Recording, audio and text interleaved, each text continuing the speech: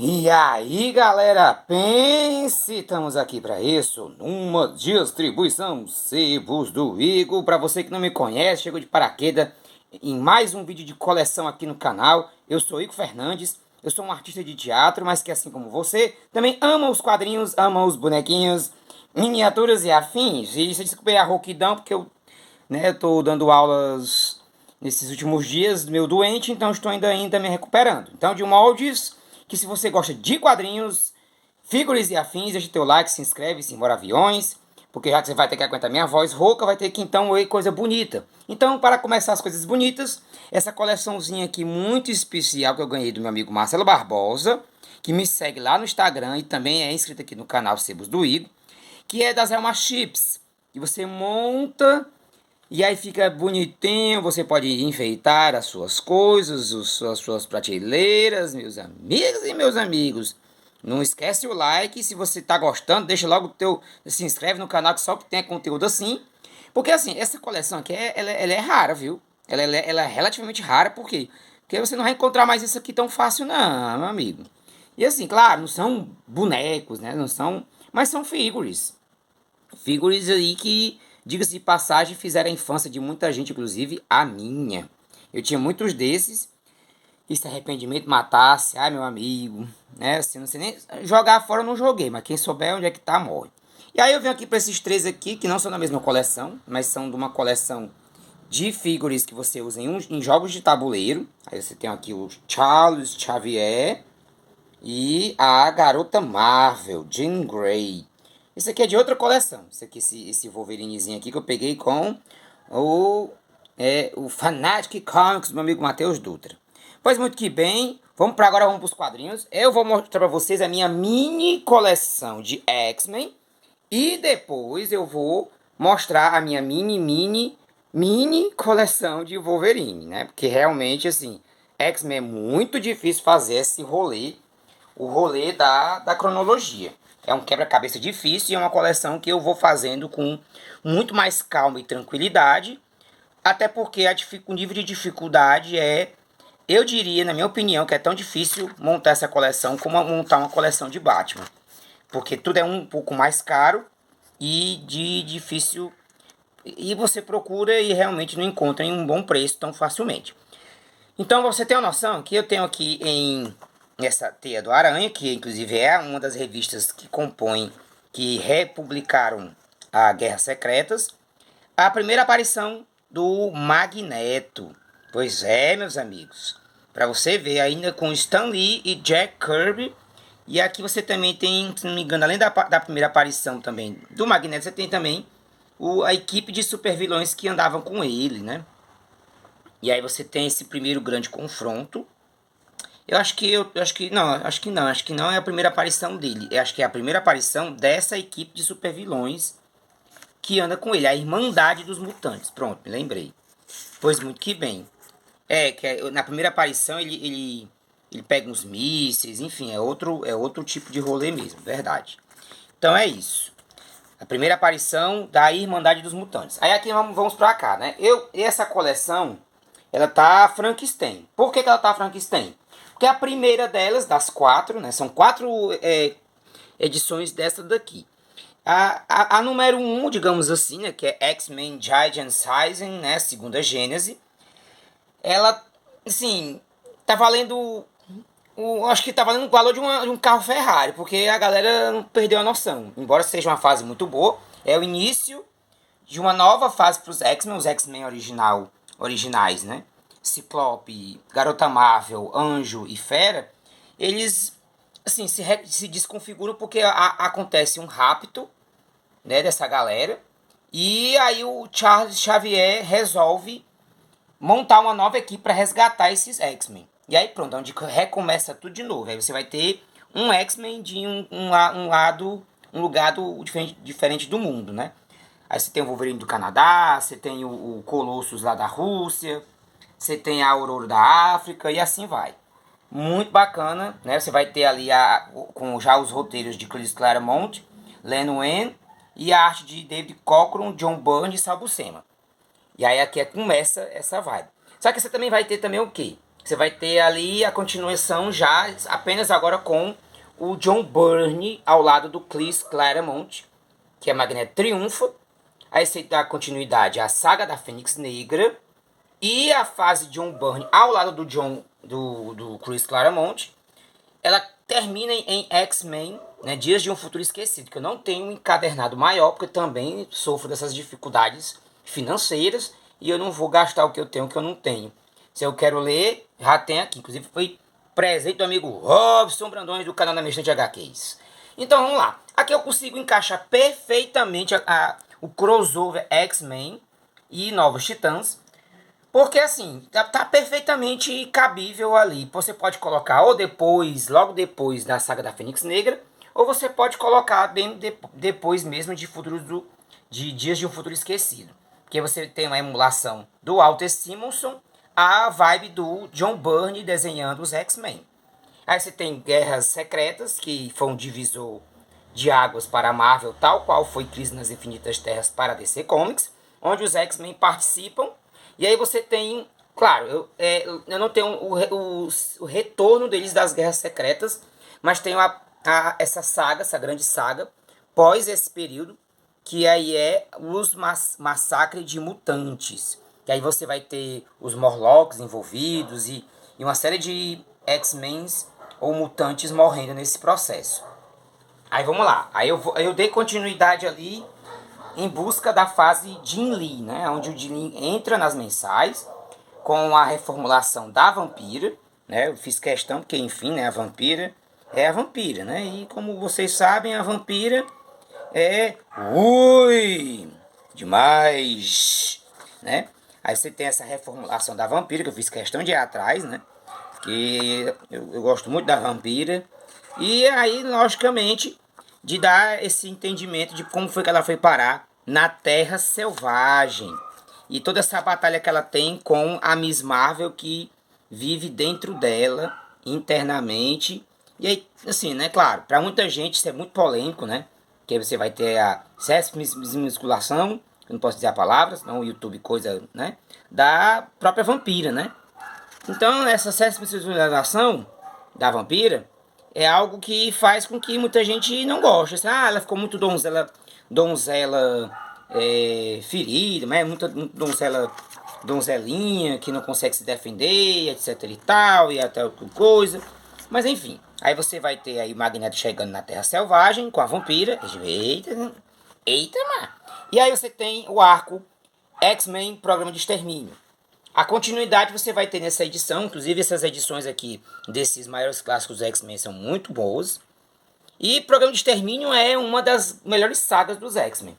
Mas bem difícil, bem complexa e com muitas revistas. Você vai ter também ali nesse meio tempo o surgimento dos X-Factor, que são os 4 originais X-Men montando um grupo autônomo dos X-Men. Porque assim, você vai ter X-Factor, X-Force, você vai ter os próprios X-Men, você vai ter os Novos Mutantes. Enfim, é por isso que a cronologia dos X-Men é tão profunda e tão complexa. Então aqui eu aqui focando apenas nos X-Men, nos fabulosos X-Men, né? Aí vamos lá, aí temos aí continuidade da fase Jim Lee e a nova revista X-Men publicada pela editora Abril, foi até publicada em formato americano. Já mostrei de diversas formas, inclusive essa questão do pôster, né? Já mostrei muitas vezes, em outros vídeos eu já mostrei. E aí você tem essas 3 primeiras edições e o fim da participação do Chris Claremont nessa última. E aí você vai ter aí a continuidade dessa fase Jim Lee, meio que já agora, ok. Isso. Aí a moto passa, a moto do motoqueiro fantasma que participa das histórias dos X-Men. Olha aí o time aí do improviso.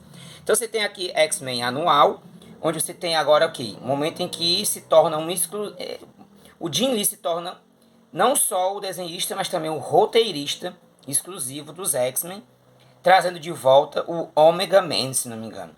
Ou Omega X, enfim, um arqui-inimigo antigo dos X-Men aí pra jogada.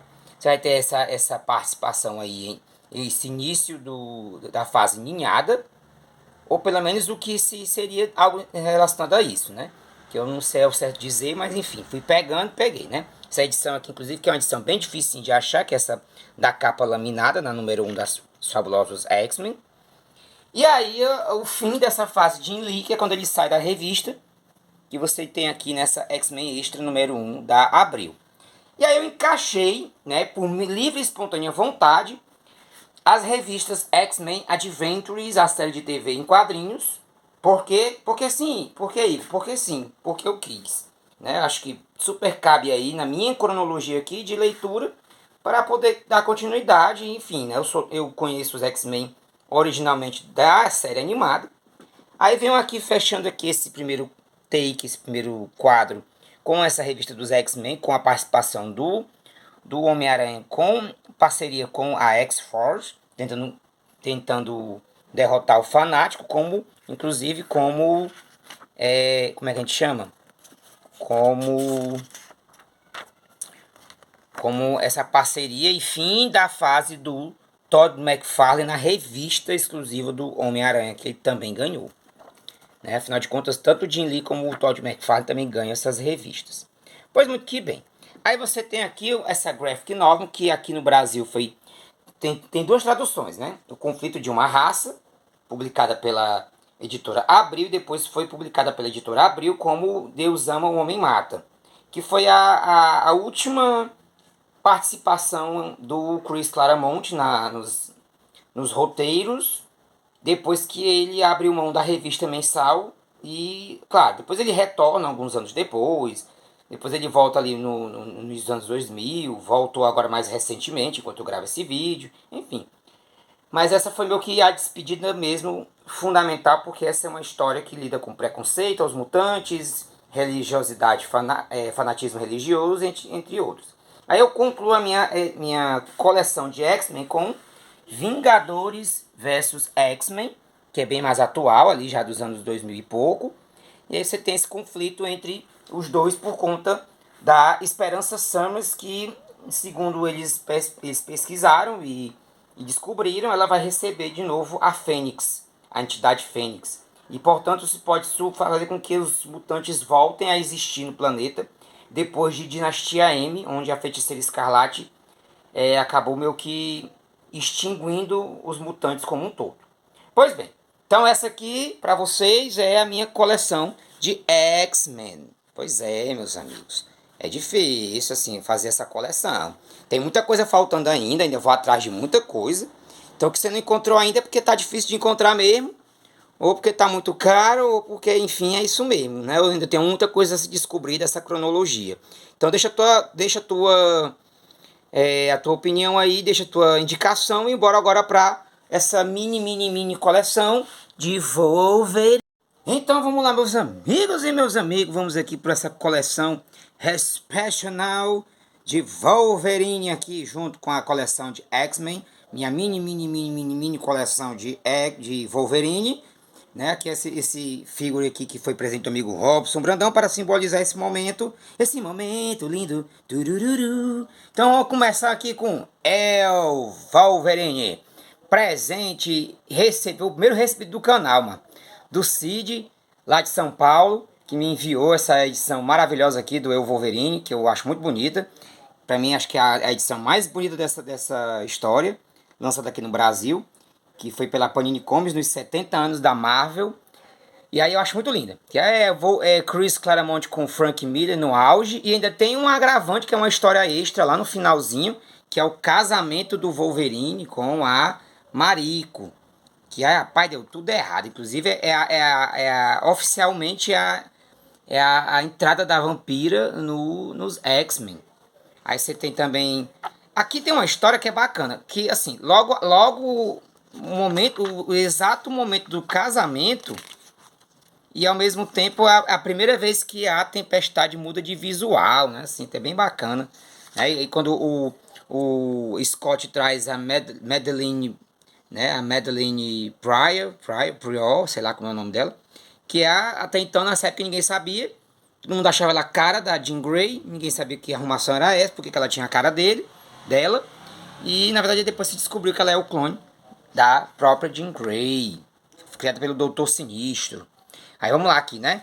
Crossoverzão maravilhoso de Wolverine. Combate Conan o Bárbaro. Né? Depois eu ainda posso até mostrar essa edição com mais calma, que aí eu vou aguardar esse trunfo para o momento certo, meus amigos. Crossoverzão muito louco, que você encaixa ali durante os X-Men, a saga da Fênix Negra, né? E aí vamos ter aqui a minha edição de Arma X, né? Wolverine Extra número 1, que aí você vai ter ali a brilhante arte de Barry Edson Smith, On the Tries, Undulations. Então, assim, lindo demais esse material. Logicamente, talvez algum dia eu tenha o formato capa dura, quando a galera não vender a preços exorbitantes. Aí destaco essa ediçãozinha aqui, dessa mensal de Wolverine aqui no Brasil, que é Resgate em Tierra Verde, que é a fase do Burnie apenas com o Wolverine. É Burnie com... Peraí, rapaz. Me obedeça. Tem gente que acha isso aqui meio fraco, tem gente que acha isso aqui mais ou menos.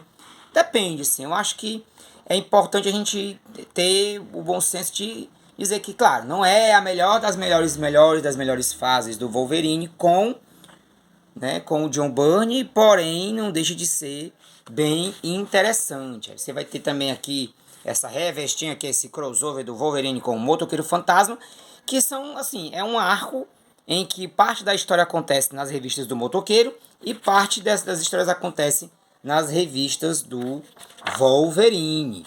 Então você vai ter aí a arte do Xavier Salteres, do Tex, né, que é o Marco Teixeira, desenhando tanto um como o outro. A história, essas coisas todas, não é também. Mas é bem interessante esse encontro, né? Sempre quando tem Motoqueiro Fantasma com os X-Men é sempre interessante.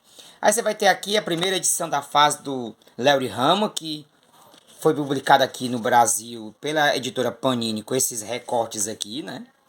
E aí você tem toda aquela questão da documentação do Wolverine e todos os mistérios que envolvem esse momento do Wolverine ali. Deixa eu pegar aqui, peraí. Deixa eu pegar aqui. Isso. Né? Do Wolverine investigando a sua origem, as inconsistências das suas memórias, a participação dos X-Men ajudando o Wolverine nessa empreitada, né? Ele descobrindo que muitas das memórias que ele tem são falsas. Isso aqui foi presentaço aqui do amigo Marcelo Barbosa. E eu mantenho esse formatinho, embora hoje atualmente a Panini esteja lançando essa fase pela a saga do Wolverine, né? Agora o Wolverine tem uma saga, respeite Clade, né? Mas Larry Hama sempre merece menção e esse formatinho é muito bonitinho. Aí você tem aqui um crossover Wolverine e Homem-Aranha num arco que o Todd McFarlane desenha, chamado Percepções, onde o Índigo está sendo acusado de matar criancinhas e o Wolverine vai ali na investigação descobrir uma forma de inocentá-lo. Porque ele descobre que não é o Índigo o culpado. Deixa esse spoiler porque assim, o culpado ele é uma revolução e tanto, né? É no mínimo uma coisa curiosa. Mas o que é curioso também é como que o Todd McFarlane, assim como o próprio Jim Lee, como eles gostam de manter esse figurino dele, esse uniforme azul e amarelo. Então isso também é uma coisa a se destacar, apesar dele aparecer depois com o uniforme amarelo e marrom. E por último, e não menos importante, a minha antologia, que pra mim é a melhor antologia da Marvel, publicada pela Panini Comics. Se na DC Comics eu bato o martelo de que a melhor antologia é a do Superman, na Marvel, das que eu li, a melhor foi a do Wolverine. Tem uma história ruim aqui nessa antologia. Vai ter a origem, vai ter a primeira aparição dele lutando com o Hulk, né?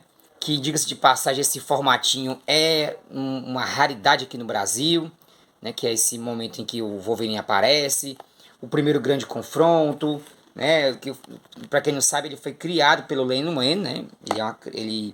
O mesmo roteirista e criador do Monstro do Pântano. E aí você vai tendo ali fases interessantíssimas, né?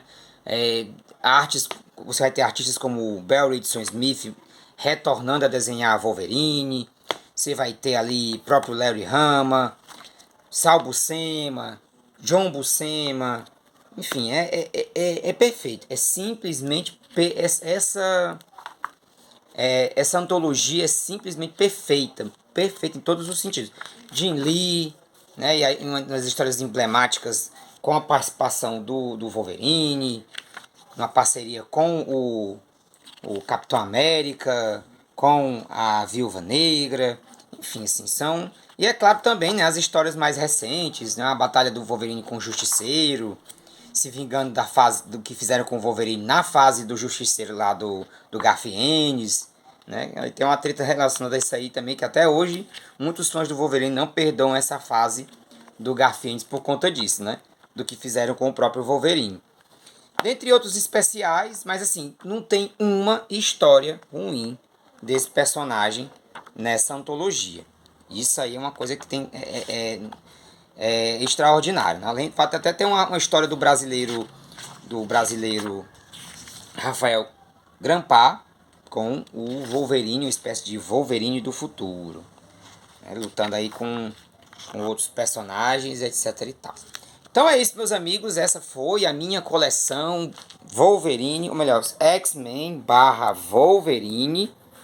Espero que vocês tenham gostado, né? Aqui eu encerro, né, essa série de vídeos de remakes de coleção, né? Vou fazer aí uma playlist, deixar aí no comentário fixado e vocês assistirem as outras, né? Eu fiz 3 da Marvel, 3 da DC. E à medida que minha coleção for aí crescendo, avançando, eu faço aí de repente o remake de outros personagens e equipes e afins, tá certo? Vou tentar ver se eu consigo fazer de Liga da Justiça e Vingadores, né? Ambos merecem talvez um vídeo, nem que seja uma coleçãozinha pequena, né? Então é isso. Muito obrigado a você que veio até o final do vídeo. Fique com Deus e até a próxima. Tararara, pararara, pararara.